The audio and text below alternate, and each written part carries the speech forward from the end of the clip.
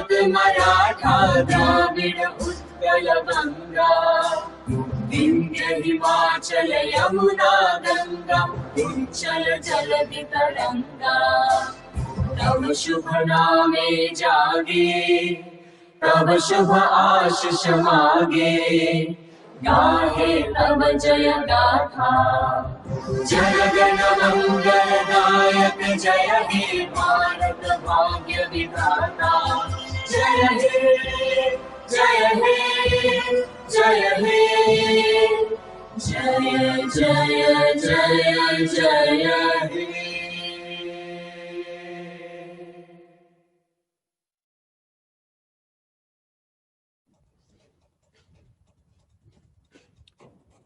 A very good morning to you all, ladies and gentlemen, for joining us this morning for the 69th SKOCH Summit being organized on the state of governance theme. The two things that we are going to be discussing through the day is on the state of cities as well as the state of districts. And it's heartwarming to see that at 9 o'clock in the morning, the moment we opened the gates to the conference, we had more than 500 people joined in.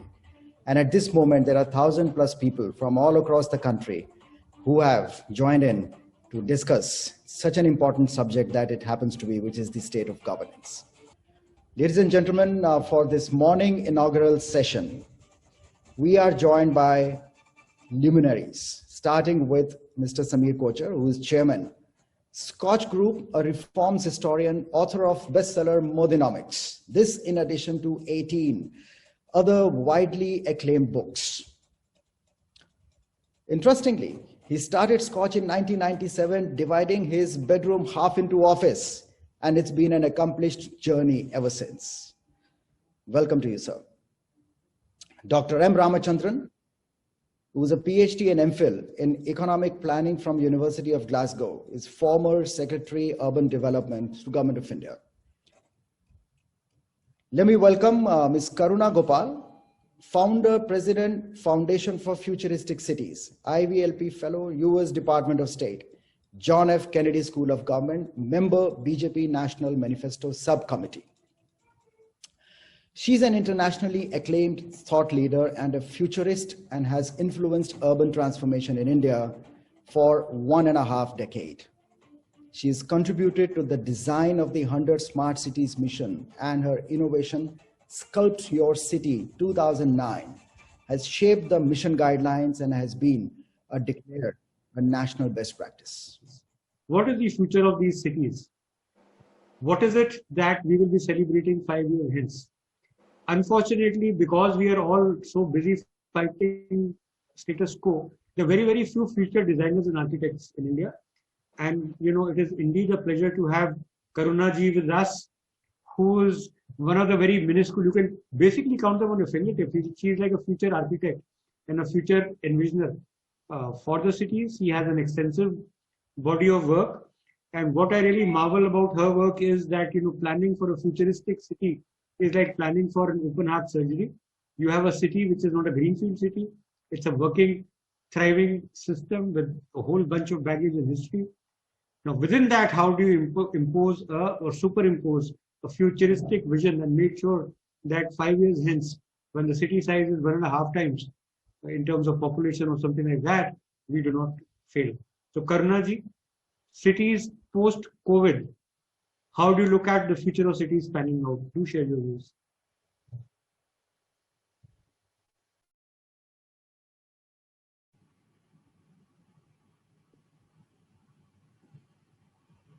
Thank you. Thank you, Mr. Kochhar. Thank you for inviting me today. Am I audible? Yeah. So thank you very much for having me today. It's indeed a pleasure to talk to many practitioners and a diverse group of people. I was given to understand you have close to 1,000 people today, so which is actually a great pleasure to interact with. So let me give a very macro perspective in terms of what we are likely to see very soon. My talk would be based on 2 articles that I read in the last week. The first article is from New York Times. And this article says, will the cities disappear totally post-COVID? The second article is by World Economic Forum, and it says that it is not to do with the location of a city. It's not to do with the location of a city, but it's to do with the behavior of people inside the city that tells us categorically whether we have COVID adaptation or not. So these are the two critical articles. So let me start with the first one. I said the New York Times one said that will cities disappear? I'm saying that it will never happen. Cities are here to stay. Now, why am I saying that? If you go back and check what happened in the past pandemics that have swept away the world in perhaps the past century or a little more, you saw that when the bubonic plague came, cities understood that they needed to have underground drainage. When cholera and typhoid came, cities were forced to look at their sewerage systems. And when tuberculosis happened, cities had no option but to understand how to get clean air. So that's when the building codes of many cities, many buildings have been changed, and the cities have been designed in such a way that air flows. So typically when you go back, take Spanish flu, any of these pandemics that have devastated the world have contributed positively to city making. They have shaped cities, but they have shaped cities only in the physical infrastructure. Now coming to COVID, I'm compelled to say that COVID has given us enough reason to look at not the physical infrastructure of a city, but the soft infrastructure of a city. What do I mean by soft infrastructure? COVID is forcing us to look at the governance aspects. COVID is forcing us to look at our decision making. COVID is forcing us to look at our systems and processes. COVID is forcing us to look at the citizen centricity of our cities and governance. So if COVID is shaping our cities, it's shaping us not in the physical infrastructure aspect, but in the soft infrastructure governance aspect. Now that is the first article that I read in NY Times. Now let me come to World Economic Forum's article that says that it's COVID adaptation is nothing to do with the location. It's to do with the behavior of citizens. So what does it mean? It means that you could be in London, or you could be in Lhasa. You could be in Hong Kong, or you could be in Hanoi. You could be in maybe New York, or maybe in Nebraska. Nothing, your location is immaterial, because the people inside those locations, how they behave, will determine COVID adaptation. In your speech and also in Dr. Ramchandran's speech, both of you have touched this aspect that we complied. When our Prime Minister announced categorically that we're going to go in for a lockdown, everyone complied. We sat at home, we wore our masks, we maintained our social distancing. Now, many people around the world, some of my colleagues across the world were surprised that educated intellectuals have very silently complied with the request of the Prime Minister. So it is a behavior that matters. Now, coming to a nuanced understanding of what we did, which is very important for cities and adaptation, we have done three very important things. The first thing we did was we repurposed very intelligently our institutions and our people. If you see what was repurposed across the world, it was basically the drugs and medicines that were repurposed. When I checked with some of my doctor friends across the world, and I'm sure you also would have seen, that the drugs meant for epilepsy, the drugs maybe meant for some other neurological condition have been repurposed to treat COVID. But in India, what happened? We have repurposed our institutions.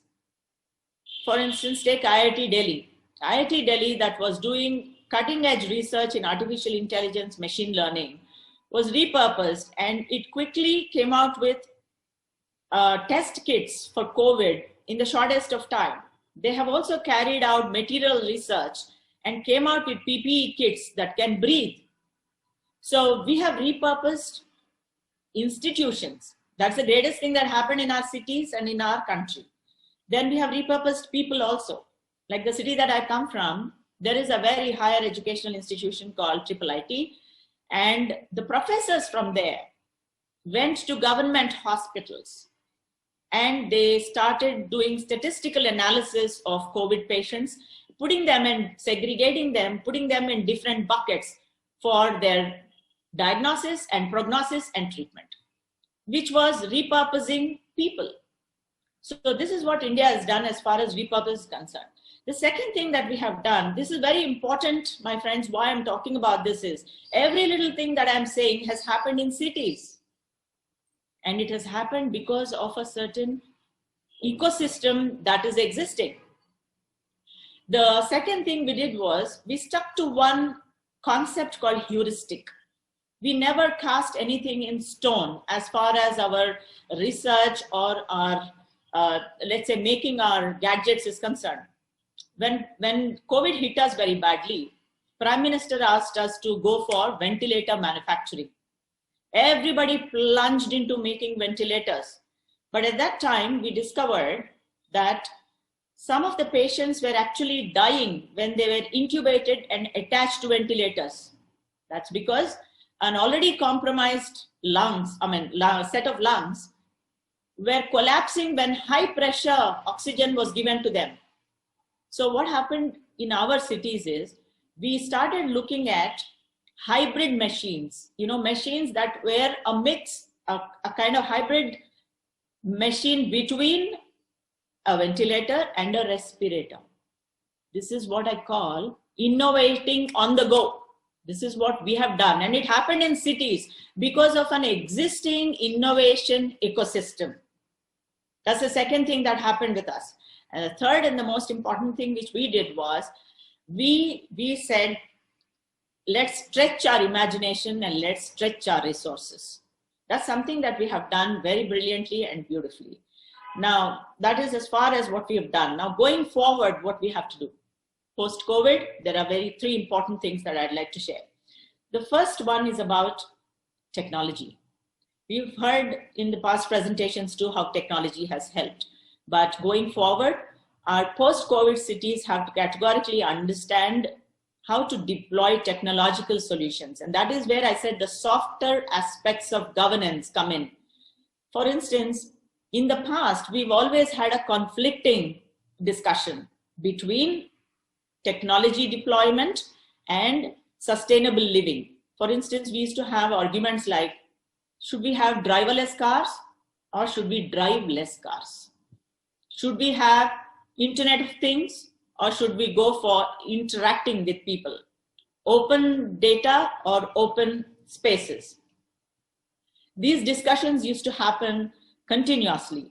But going forward, what is important is our decision makers have to understand the value of technology and how much to use and how to use. Am I audible? Am I audible? Yes, yes. Yeah. Yes, you are. Yeah, so COVID times categorically proved that technology has helped us in terms of e-learning, e-virtual working, e-medicine. I thought e-medicine was a pipe dream when Cisco came to India in 2005 and set up their big establishment. I thought it was a pipe dream, but it's happening. And COVID has categorically proved. I thought when our young startups started looking at machine learning and artificial intelligence for diagnosing health problems, I thought we are far way off. But these people have proved today that their technologies have helped. So going forward, our cities, post-COVID cities, will rely quite heavily on the technology. Point one. Now, point two, we all have seen that when cities looked for sustainability, like in maybe JNNU or even in smart cities or Amrit, we started talking about public transportation and we started talking about dense cities. Now, in COVID times, both have been counterproductive. Public transportation has not helped during COVID. Density and dense cities have not helped. If you look at the number of people traveling, the metro in Bombay, metro in Delhi was carrying 26 lakh people a day, but now it's carrying not even 5 lakhs. So people are afraid to take up public transportation. And therefore, the private transportation is increasing, and we have to, going forward, we need to understand how to strike a balance between the private transportation that is eventually not going to help. So this is the second point. And the third point is about urban health. The most important thing, historically, we talked about health of an economy, economic health, but we never talked about health of people in cities. Now, post-COVID, we need to understand, get down to the brass tacks of what it takes to keep our people in cities healthy. For instance, people in cities have something called, they experience triple disease burden. What is triple disease burden? We have infectious diseases, we have non-communicable diseases like cardiovascular disease, diabetes mellitus, and cancer, and neurological diseases too. The third one is accidents. In the past, we thought infectious diseases are not for the rich, but COVID proved us wrong. We are all better placed in life, but all of us got COVID. Now, the second myth is NCDs. They are called lifestyle diseases. If you're obese, you'll get cancer, you'll get cardiovascular disease. Again, we proved wrong because in the slums, the incidence of NCDs is very high. Now, accidents. Private vehicles are singularly responsible for accidents. And we need to now get down to the bottom of how do we deal with the triple disease burden in the cities. So as I said, COVID will force us to look at governance, decision-making, systems, be it public health systems or delivery systems. It is going to force us to look at citizen centricity. So as I see, the post-COVID cities will perhaps be better governed cities. We will start looking at systems, processes, and a vision, better vision for cities, a holistic vision for cities. And perhaps the way we have dealt with COVID, India is again going to become a beacon light of hope for the world, not only in managing COVID, but also setting a vision and way ahead for other cities in terms of managing highly congested, highly complex, multiply layered complex cities for the world to see and learn from us. Thank you so much, Karuna ji. That is a very thought-provoking speech that you made.